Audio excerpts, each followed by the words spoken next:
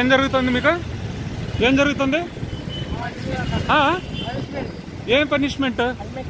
పర్లేదు చెప్పమ్మా, చెప్పాలి, అందరికీ తెలియాలి కదా, మీలాగా ఇంకోరు ఉండకూడదు కదా. ఏం జరిగింది చెప్పండి, దీంట్లో సిగ్గుపడేది ఏం లేదు. హెల్మెట్ లేదని పనిష్మెంట్ ఇస్తున్నారు. ఓకే ఓకే,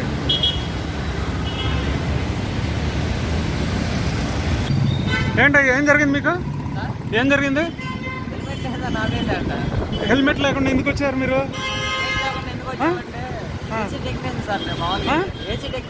అంటే హెల్మెట్ లేకుండా వచ్చేయచ్చా? ఇక్కడైతే ఏంది, ఎక్కడైతే ఏంది, రోడ్డు మీదకి వచ్చేటప్పుడు హెల్మెట్ ఉండాలని తెలీదా తెలుసా? మరి సిగ్గుగా అనిపిస్తుందా లేదా ఇట్లా చేయటానికి? ఇప్పుడు ట్రాఫిక్ సిగ్నల్స్ పాటించడం మంచిదా చెడ్డదా? ట్రాఫిక్ సిగ్నల్స్ పాటిస్తే మంచిదే కదా, పోలీసుకి సపోర్ట్ చేయాలి కదా. ఈరోజు ట్రాఫిక్ బాగా హెవీ అయిపోయిన విజయవాడ సిటీలో మా సిటీ సార్ ఉత్తర్వుల ప్రకారం ఎవరు కూడా ఏమీ కాకూడదు. ఎవరికి బండి డ్రైవ్ చేసేవాళ్ళు కానీ లేకపోతే కార్ డ్రైవింగ్ చేసేవాళ్ళు కానీ ఎవరికి ఏమీ కాకూడదు ఉండాలనే ఉద్దేశంతో సిపి గారు, విజయవాడ సిపి గారు ఉత్తర్వుల ప్రకారం ఒక ఎక్స్పెరిమెంట్స్ అంటే చాలా వరకు చెప్పడం, చాలానే లేయటం జరిగింది హెల్మెట్ గురించి.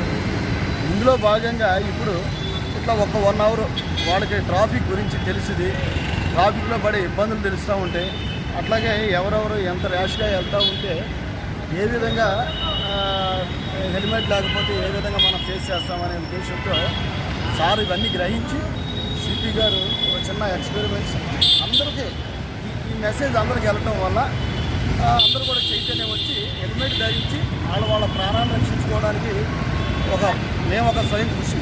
ఏదైనా అతను స్వయంగా రావాలి తప్ప కొంతమందికి స్వయంగా ఎన్ని చెప్పినా వెళ్ళదు. కానీ ఇట్లాంటి సిచ్యువేషన్స్ చూసినప్పుడు ఇలాగా టైం స్పెండ్ చేసాం మనం, ఈ విధంగా 2 గంటలు లేదా 1 అవర్ టైం స్పెండ్ అయిపోయింది, మనకి వృధా అయిపోయిందనే ఉద్దేశంతో తెలుసుకుంటారనే భాగంగా చిన్న ఎక్స్పీరియన్స్. దయచేసి హెల్మెట్లు పెట్టుకోండి, మీ ప్రాణాలు రక్షించుకోండి, మీ కుటుంబం వాళ్ళని కూడా సక్రమంగా హ్యాపీగా సంతోషంగా. Thank you sir, very good experiment, చాలా బాగా సక్సెస్ అవ్వాలని కోరుకుంటున్నాము. Thank you very much.